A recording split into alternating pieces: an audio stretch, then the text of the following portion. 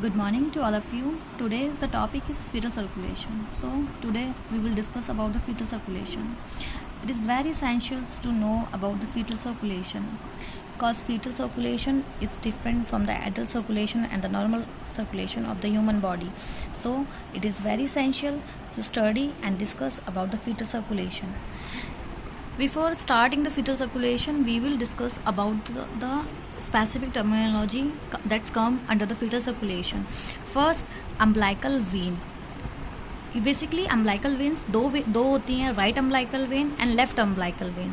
But after degeneration एक ही umbilical vein बचती है, that is left umbilical vein. That's why एक ही umbilical vein होती है that carries the oxygenated blood from the placenta to the fetus.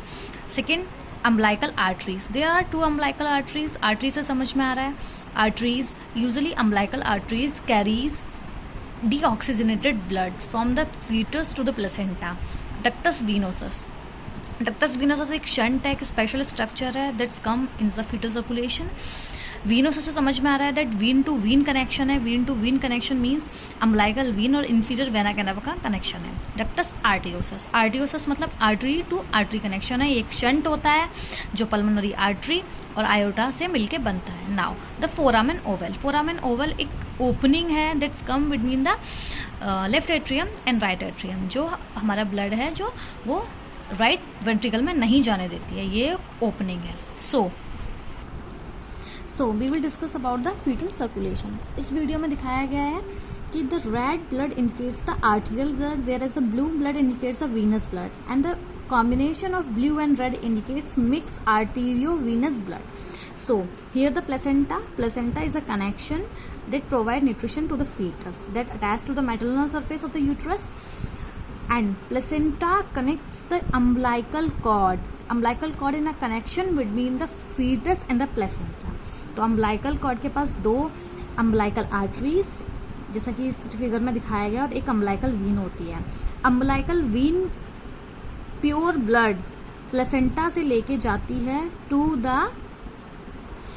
The umbilical vein to the ductus venosus. Ductus venosus जैसा मैंने बताया था, ductus venosus एक shunt है between the inferior vena cava and the umbilical vein. Umbilical vein और inferior vein ductus venosus क्यों present होता है? क्योंकि अगर हम नॉर्मल सर्कुलेशन की बात करें तो हमारा जो ब्लड है वो पोर्टल सर्कुलेशन में जाएगा, बट फीटस का है सर्कुलेशन और इसमें फंक्शनिंग नहीं होती है सारे ऑर्गन्स की, इसलिए एक शंट बनाया जाता है जो हमारे लिवर को बाईपास करे और जो हमारा ब्लड है वो सीधे हमारे हार्ट में जाए. तो ये डक्टस वीनोसस एक शंट है जो डायरेक्टली बाईपास लिवर को बाईपास करके डायरेक्टली ब्लड पहुंचाता है इंफीरियर वेना कैवा के द्वारा हमारे हार्ट में. जब हमारा जो इंफीरियर वेना कैवा के द्वारा जब हमारा हार्ट में ब्लड पहुंच जाएगा तो हमारा जो हार्ट में ब्लड पहुंचेगा वो पहुंचेगा राइट एट्रियम में. राइट एट्रियम और राइट और लेफ्ट एट्रियम के बीच में एक फोरामेन ओवल एक ओपनिंग होगी जो डायरेक्टली ब्लड हमारा शिफ्ट करेगा हमारे लेफ्ट एट्रियम में. वैसे यूजुअली हमारे नॉर्मल सर्कुलेशन में जो हमारा ब्लड है वो हमारा राइट वेंट्रिकल में जाएगा, लेकिन फोरामेन ओवल से हमारा ब्लड है वो शिफ्ट हो जाएगा.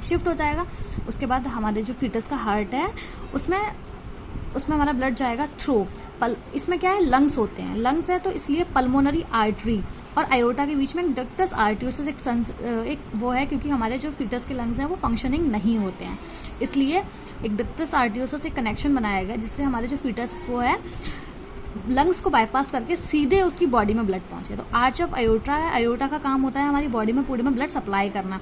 सप्लाई करने के बाद जो डीऑक्सीनेटेड ब्लड है, मतलब जो इम्प्योर ब्लड है, वो फिर से जो हमारे बॉडी के साथ कलेक्ट होता है और जो हमारी अम्बिलिकल आर्टरीज हैं वो आयोटा से ब्लड लेके फिर से हमारी अम्बिलिकल कॉर्ड के थ्रू हमारे प्लेसेंटा में पहुंचाती हैं. प्लेसेंटा में कॉरियोनिक व्लाइज प्रेजेंट होती हैं. जो कॉरियोनिक व्लाइज क्या होती हैं? कॉरियोनिक व्लाइज क्या करती हैं? हमारे ब्लड को प्योर करने में हेल्प करती हैं, जो हमारी प्लेसेंटा में प्रेजेंट होती हैं और काफी ज्यादा कॉरियोनिक व्लाई प्रेजेंट होती हैं. और फिर से ये सर्कुलेशन फिर से चलता है, फिर से अम्बिलिकल वेन्स के द्वारा फिर से हमारा ब्लड सर्कुलेट होगा, फिर से अम्बिलिकल आर्टरी के द्वारा ब्लड आएगा और फिर से हमारे प्लेसेंटा में प्योर होगा. तो ये है फीटल सर्कुलेशन.